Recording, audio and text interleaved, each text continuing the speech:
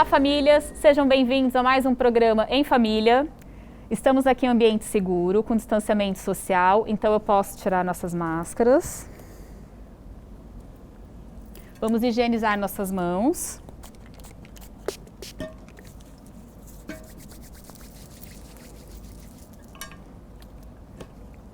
Eu sou Ana Carolina Faria, coordenadora de ensino do setor de orientação educacional da Secretaria de Educação e Cidadania de São José dos Campos.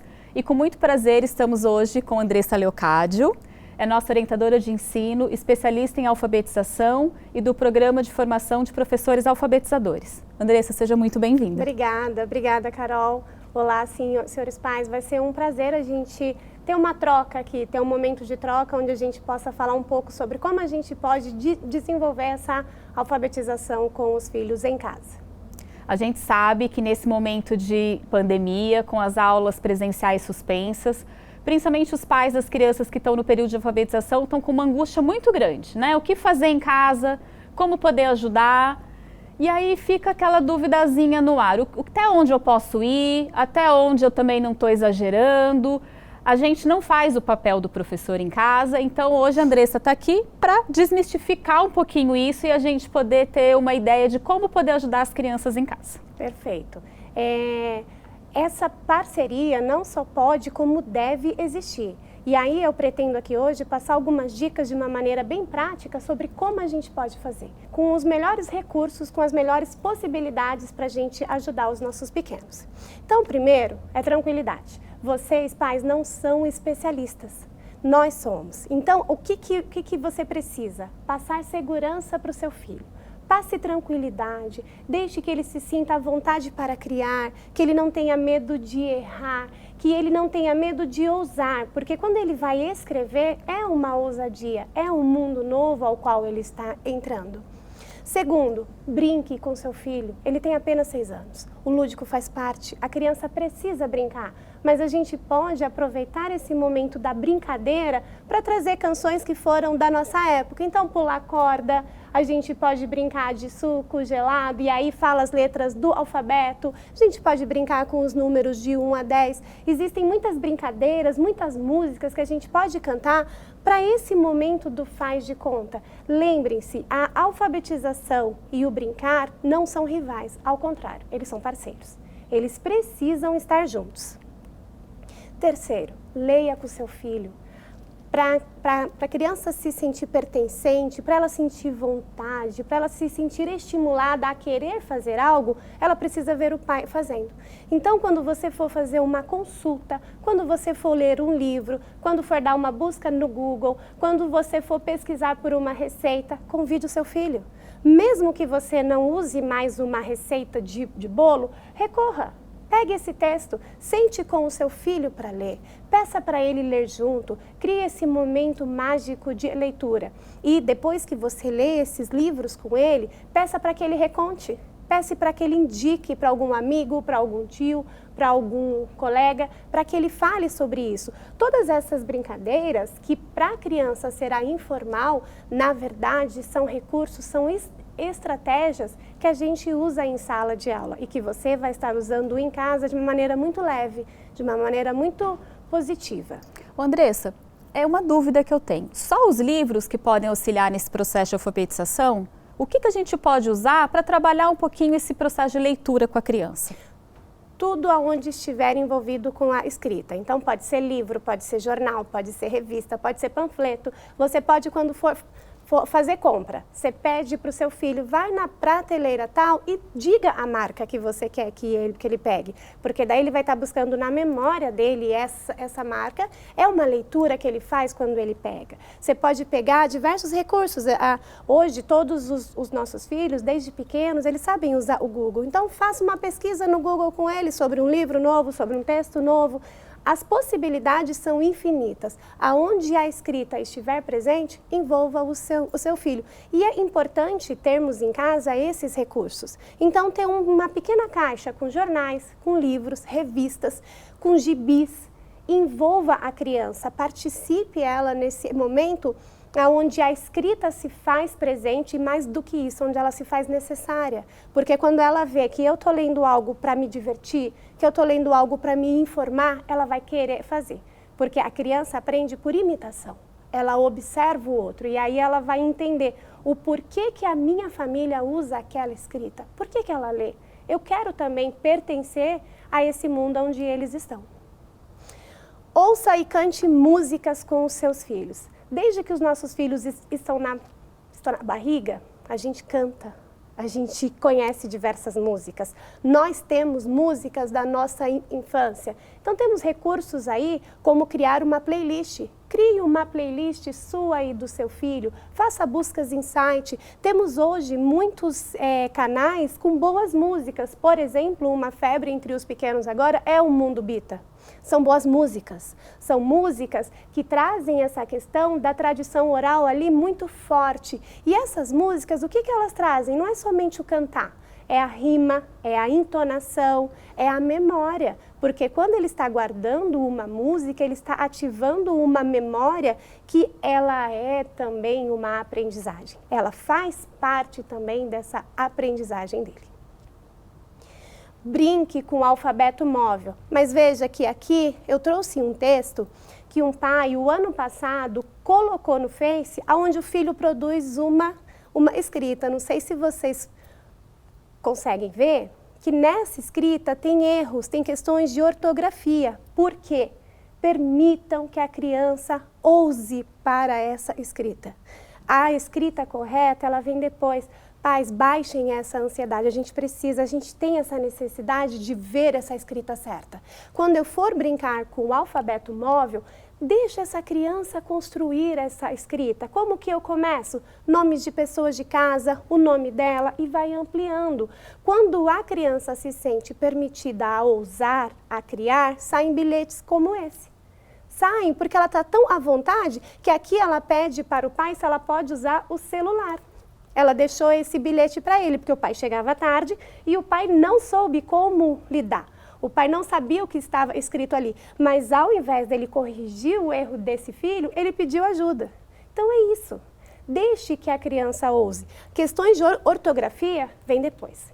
Questões de intervenção, somos nós que somos especialistas. Vocês, pais, vão deixar com que o seu filho tenha acesso, com que seu filho crie, com que seu filho ousa. E aí vocês dois juntos vão descobrir esse momento mágico que é esse processo de alfabetização. Então vamos pensar no exemplo prático que pode acontecer em casa. Eu, por exemplo, tenho uma filha de 4 anos e esses dias ela foi me ajudar a fazer uma lista de compras e eu não consegui entender a escrita dela, porque ela, na verdade, ela não escreve ainda na hipótese alfabética, a gente não consegue compreender. Nesse momento, eu enquanto mãe, eu faço uma intervenção, eu não consigo ler. O que eu posso fazer com ela para que ela... Porque eu consigo entender ali a intencionalidade dela da escrita. Tem como eu fazer isso? A gente consegue trabalhar isso em casa ou isso é só da escola? Não, tem como sim. Você pede para ela ler. Você não vai ter uma intervenção pedindo essa escrita correta. Você fala, então tá bom, põe o dedinho e leia para mim. E aí você vai guardando ali o que ela pediu naquela lista. Porque perceba, a coragem que ela teve para escrever uma lista dentro da hipótese dela, ela se sentiu à vontade porque você permitiu e ela, naquela escrita ali para ela está orgulhosa. Então, não corrija, peça para que a criança leia e você guarde. Você guarda e fala, olha, eu estou aqui pegando o item 1 da lista, pão. Peguei, filha. Mostre para ela que essa escrita, ela teve um objetivo. E com certeza, ela só fez essa escrita da lista porque ela viu você fazer. Porque ela viu a função nesse texto, ela viu nesse gênero. Ela viu você fazer e ela viu você usar. Então é muito bacana, mas não corrija. Nesse momento não, porque ela está dentro de uma hipótese de escrita que no momento de intervenção a gente faz em sala de aula. Então, aproveitando essa deixa, Carol, quando o pai sentir alguma dúvida, que ele pegou a atividade lá do nosso site e não entendeu do como fazer ou a forma como o filho fez não ficou bem claro para ele, fique tranquilo, ligue para as nossas escolas. fale com a orientadora, tire as suas dúvidas, mas coloque mesmo. Não tenha medo também de errar. Nós fomos alfabetizados de uma forma que o erro é visto como um pecado, né? Então, às vezes, a gente adulto tem medo de ter dúvida. Não tenham medo. Então, surgiu alguma dúvida, liga para a escola, veja qual é a melhor maneira, qual é a melhor forma de agir e de fazer uma boa intervenção com o filho nesse momento. Escreva os nomes dos moradores da casa. O nome é pertencimento, o nome é eu. Então, quando eu aprendo a escrever o meu nome, além de uma questão de identidade, o nome serve como fonte de consulta para outras escritas. Então, quando você percebeu que o seu filho já domina o nome dele, que essa escrita já sai belezinha, parta para o nome de outras pessoas da casa, outros moradores, o tio, a tia, amplie essa lista. Por quê?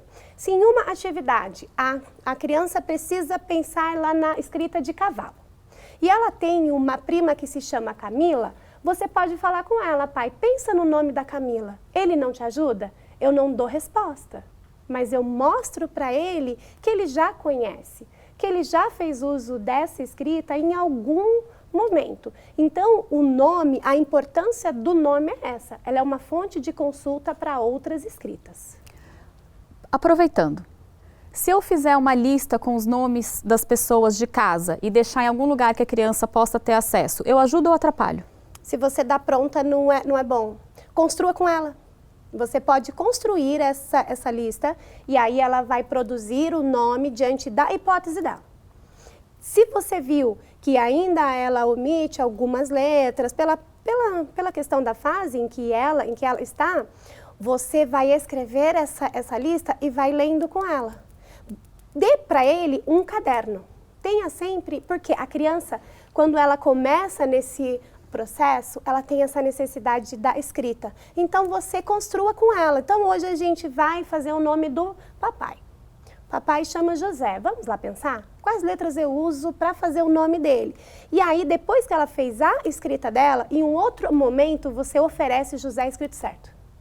Em um outro momento. Mas primeiro ela produz. Primeiro ela produz. Porque senão, se você sempre dá pronto para ela vai entender. Resposta certa vem do adulto. Ela vem não reflete. Da minha mãe. Exato.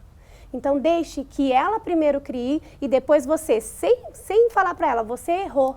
Você vai mostrar qual é o certo. Olha aqui, José, é o nome do papai. Olha o Jota. Você vai brincando com ela e ela vai naturalmente fazendo essa associação. Perfeito.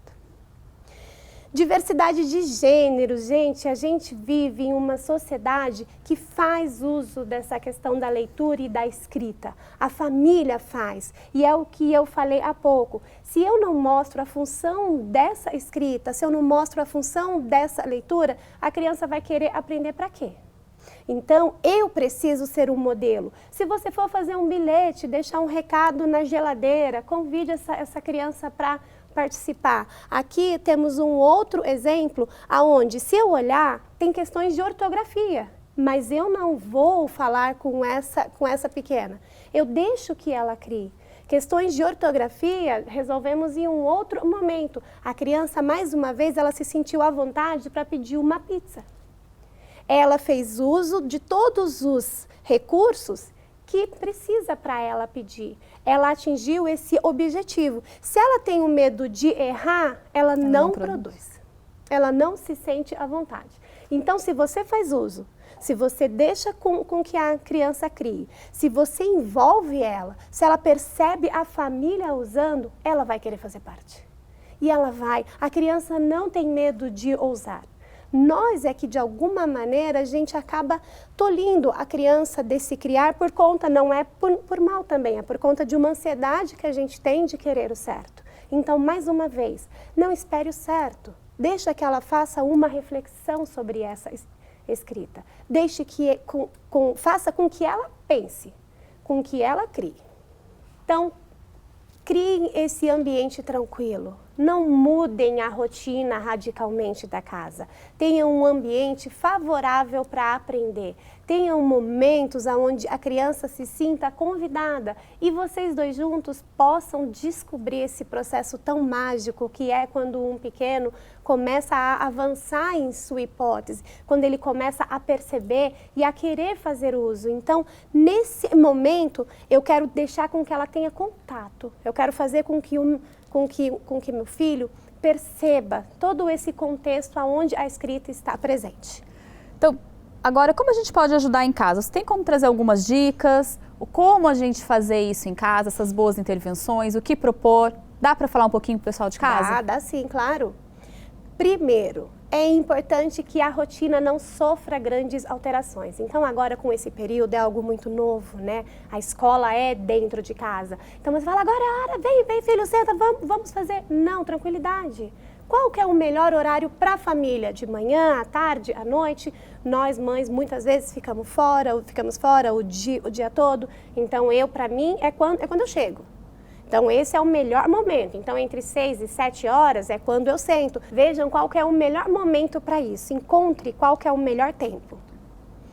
Ajude a criança a organizar o momento de estudo. A criança não tem essa rotina. Ela não tem. Quem precisa ensinar sou eu. O que é procedimento, eu ensino. E o estudo, ele é um procedimento que eu preciso ensinar. Brincar também é coisa séria. Eu não posso perder de vista isso. Eu não posso perder de vista esse lúdico, esse faz de conta que está presente no universo infantil. E eu não posso abrir mão dele. Explore livros, jornais, revistas, panfletos, pesquisas na internet. A criança usa hoje o celular.